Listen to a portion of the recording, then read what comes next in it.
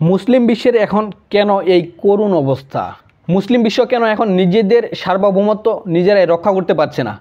এত অর্থ সম্পদ, বিলিয়ন বিলিয়ন, ট্রিলিয়ন ট্রিলিয়ন মার্কিন ডলার থাকার পরেও মুসলিম বিশ্বের শাসকরা কেন এত অসহায়?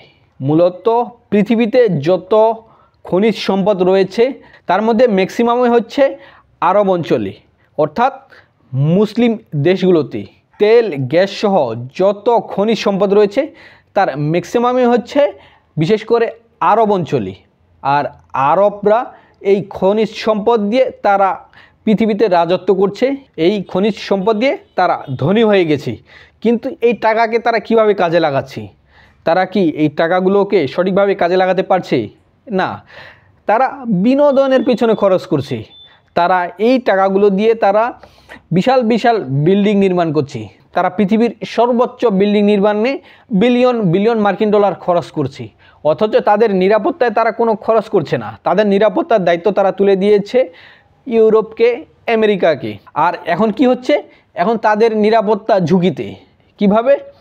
এখন যে কাতারে হামলা করলো, কাতার কি প্রতিরোধ করতে পারলো ইসরায়েলের হামলা? পারেনি। কারণটা কি?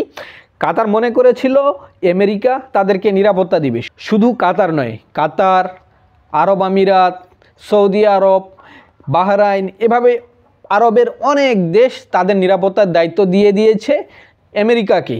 এর জন্য তারা প্রতি বছর বিলিয়ন বিলিয়ন মার্কিন ডলার দেয়। এই বিলিয়ন বিলিয়ন মার্কিন ডলার দিয়ে আমেরিকা কী করছে? সেসব দেশে ঘাঁটি তৈরি করেছে। আর এই ঘাঁটির যত খরচ রয়েছে সৈন্যদের রক্ষণাবেক্ষণের জন্য, সৈন্যদের খরচ, অস্ত্রপাতি, এগুলোর জন্য আমেরিকাকে বিলিয়ন বিলিয়ন মার্কিন ডলার দেওয়া হচ্ছে। কিন্তু আমেরিকা কি এইসব দেশের জন্য কাজ করছে নাকি নিজের স্বার্থের জন্য কাজ করছে? বরং এই ঘাঁটিগুলো থেকে আমেরিকা তাদের নিজের স্বার্থে কাজ করছে। সারা পৃথিবীতে কথা কি হচ্ছে সেখানে তারা নজরদারি যন্ত্রপাতি বসিয়েছে, তারা নজরদারি করছে, তারা প্রভাব বিস্তারের কাজ করছে।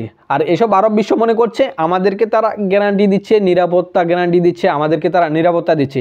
তাদের নিরাপত্তা এখন কোথায়? এই কাতারে হামলায় তাদের চোখ খুলে গেছে। কিভাবে?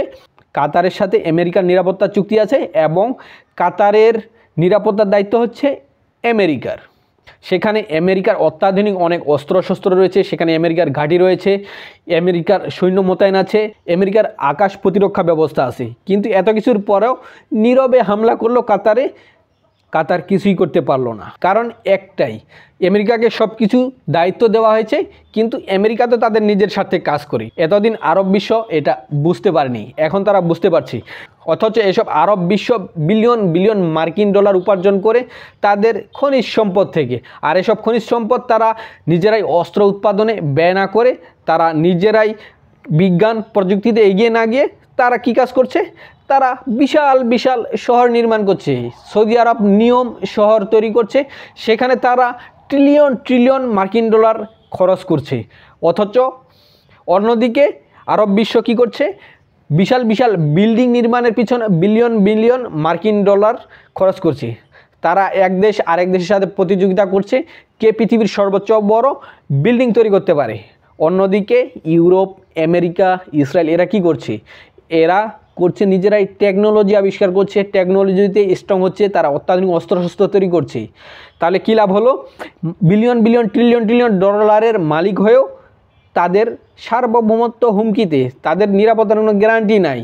একদিকে তারা অস্ত্র কিনছে ঠিকই, কিন্তু অস্ত্রগুলো তো শোকেসে ফেলে রাখে লাভ নেই, এগুলো তো চালাতে হবে অথবা তাদের শত্রুর বিরুদ্ধে ব্যবহার করতে হবে। একদিকে এসব আরব বিশ্ব তাদের অস্ত্র ব্যবহার করতে পারে না, তাদের সেনাবাহিনী। অন্যদিকে তারা অস্ত্র ব্যবহার করতে চাইলেও পারবে না। কেন? কারণ আমেরিকার এসব অস্ত্র কিনতে গেলে আমেরিকার কোনো বন্ধু রাষ্ট্রের বিরুদ্ধে এসব অস্ত্র ব্যবহার করতে পারবে না। অর্থাৎ ইসরায়েল তো আমেরিকার বন্ধু। এখন এই যে কাতার হামলার শিকার হলো, কাতার কি পারবে তাদের F-16 যুদ্ধ বিমান দিয়ে ইসরায়েলের উপর হামলা করতে? পারবে না, কারণ আমেরিকার এই অনুমতি নেই। তাহলে এসব অস্ত্র দিয়ে কী লাভ? কাদের সাথে যুদ্ধ করবে? তারা নিজেরাই নিজেরা যুদ্ধ করে মরবে। অথচ আরব বিশ্বের যত সম্পদ রয়েছে এই সব সম্পদ দিয়ে তারা সুপার পাওয়ার হতে পারত।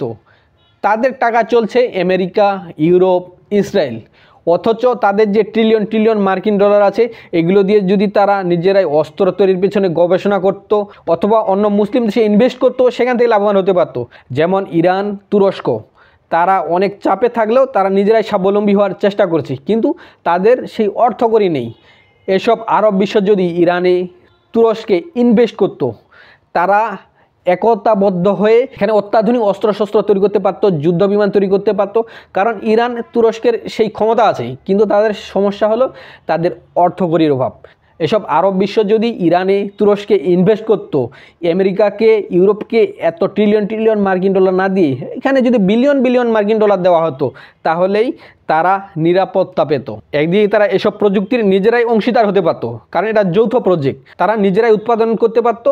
অন্যদিকে তারা নিজেদের নিরাপত্তা নিজেরাই দিতে পারতো, কিন্তু এটা না করে তারা বিশ্বাস করেছে আমেরিকাকে, ইউরোপকে, তাদের বন্ধু বানিয়েছে তারা ইসরায়েলকে। এখন পরিণতি যা হওয়ার তাই হয়ে গেছে। কাতারে ইসরায়েলের হামলায় আরব বিশ্বের চোখ খুলে যাওয়ার কথা, যে আমাদের নিজেদের নিরাপত্তা এখন আমাদের নিজেদেরকেই করতে হবে।